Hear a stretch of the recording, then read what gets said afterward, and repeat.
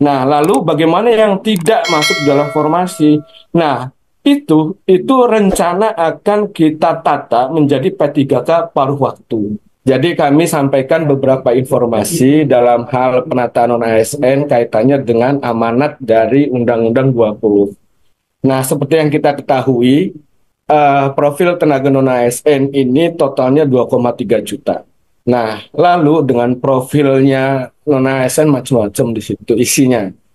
Mulai dari pendidikan, ada yang SMA, lalu kemudian ada yang S1 dan lain sebagainya. Lalu masa kerja dan lain sebagainya. Nah, terus terang ini masa kerja, lalu pendidikan dan lain sebagainya menjadi pertimbangan dalam proses penataan UNSM. Nah, lalu kebijakan pengadaan 2024 ini salah satu way out, jalan keluar untuk penataan non-ASN. Nah, makanya di dalam kebijakan 2024 itu salah satunya adalah penyelesaian persoalan non-ASN di instansi pemerintah. Salah satunya, karena ini juga adalah amanat dari Undang-Undang 20. Nah, bagaimana kita melakukan penyelesaian dan penataannya? Karena kalau semakin kita selesaikan non-ASN ini nggak akan selesai, terus terang ini. Karena pengalaman-pengalaman dari tahun-tahun sebelumnya juga semakin kita selesaikan dan nggak selesai-selesai. Makanya di situ muncullah penataan. Nah, itu mungkin latar belakang Undang-Undang 20, kenapa muncul penataan di situ.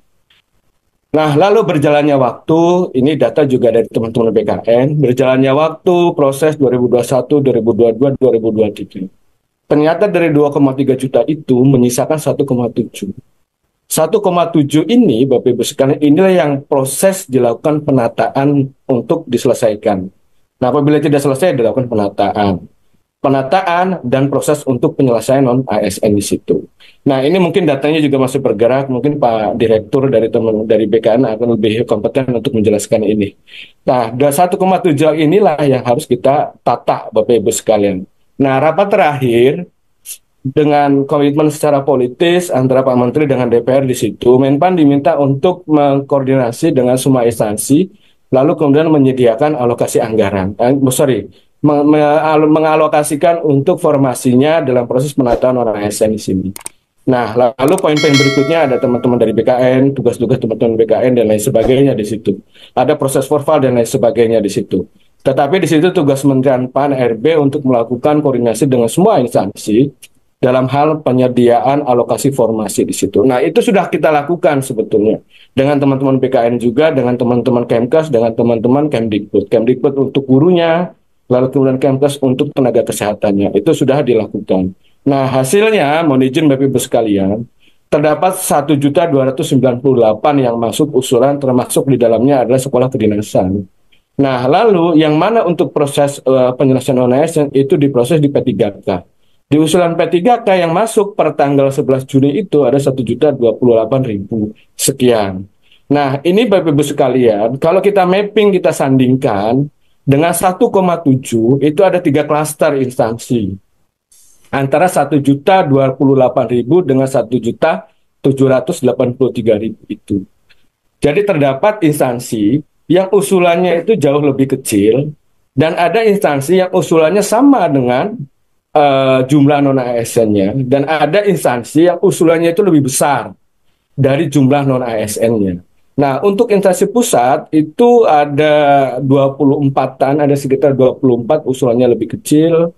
Lalu di instansi daerah 406 usulannya itu lebih kecil dari jumlah non-ASN yang ada di database BKN.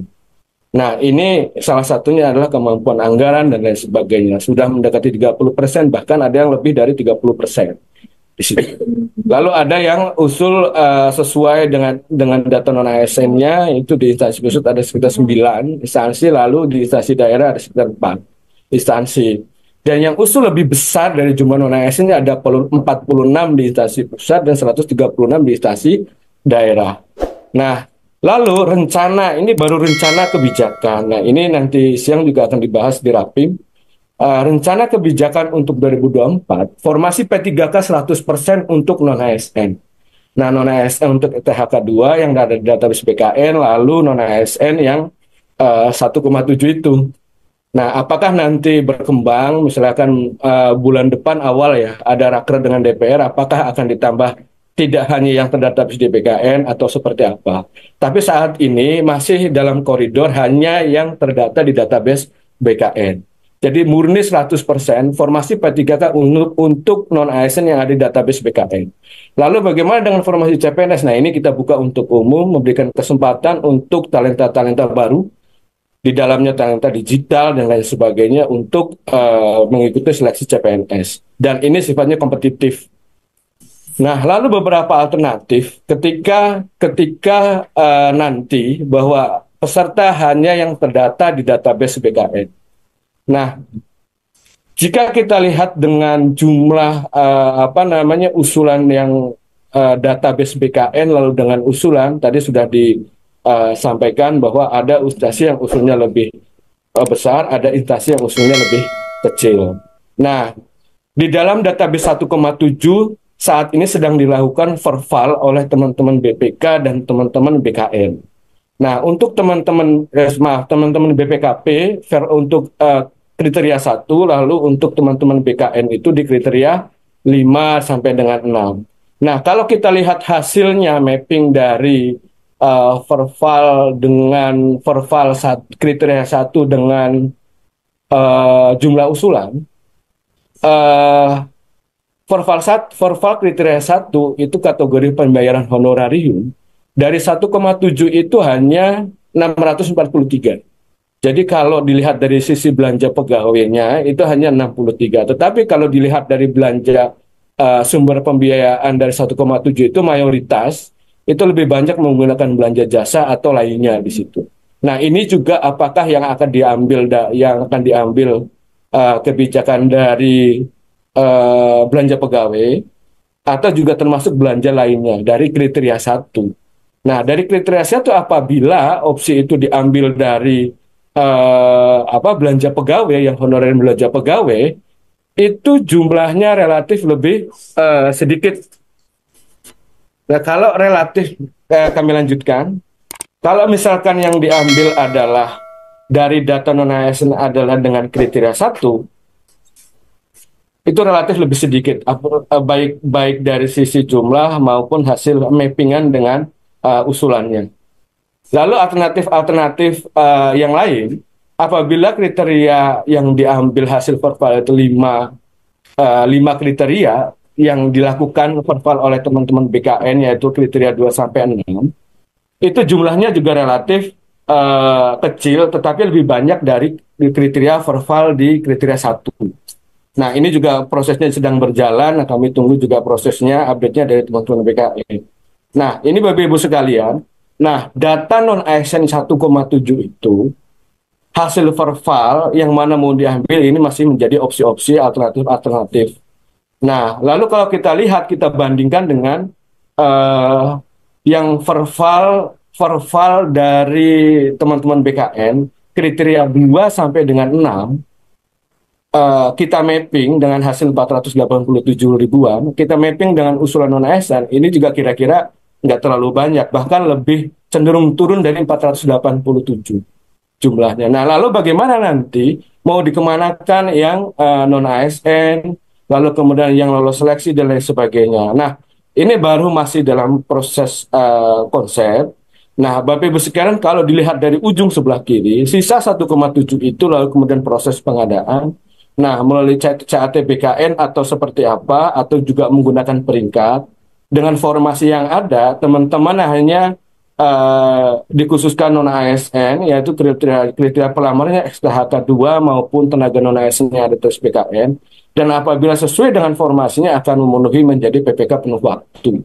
Nah, PPK penuh waktu yang mana? Yang selama ini PPK itu, P3K itu. Nah, lalu bagaimana yang tidak masuk dalam formasi? Nah, itu rencana akan kita tata menjadi P3K paruh waktu. Nah, di sini kami belum bisa berbicara banyak karena proses RPP turunan dari Undang-Undang ASN-nya pun sedang finalisasi, masih proses pembahasan finalisasi, dan rencana dalam waktu dekat juga mungkin akan dilakukan harmonisasi. Nah, bagaimana desain PPK paruh waktu ini? Mulai dari rancangan jabatannya, apakah dibuat jabatan khusus untuk paruh waktu, jabatan khusus selevel pelaksana atau selevel apa gitu. Nah, ini masih proses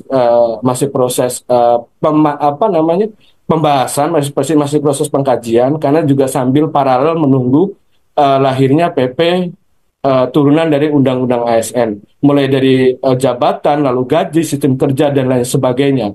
Dan apakah hanya menampung sisa dari 1,7 atau dibuka juga untuk tahun-tahun berikutnya sesuai kebutuhan, memberikan kesempatan kepada instansi baik pemerintah pusat maupun daerah sesuai dengan kebutuhannya menjadi PPK paruh waktu di situ dan terus berlangsung apabila nanti desainnya kinerjanya bagus dan lain sebagainya menjadi penuh waktu dan lain sebagainya ini sedang dalam proses pengajian. Nah, mudah-mudahan ini juga turunan dari Undang-Undang ASN akan segera terbit, lalu kebijakan untuk penataan non ASN ini juga paralel terbit. Demikian mungkin Bapak Ibu sekalian, mohon izin Pak Wahyu, Pak Nur, Pak eh, dari Dagri, kurang lebihnya mohon maaf. Assalamualaikum warahmatullahi wabarakatuh.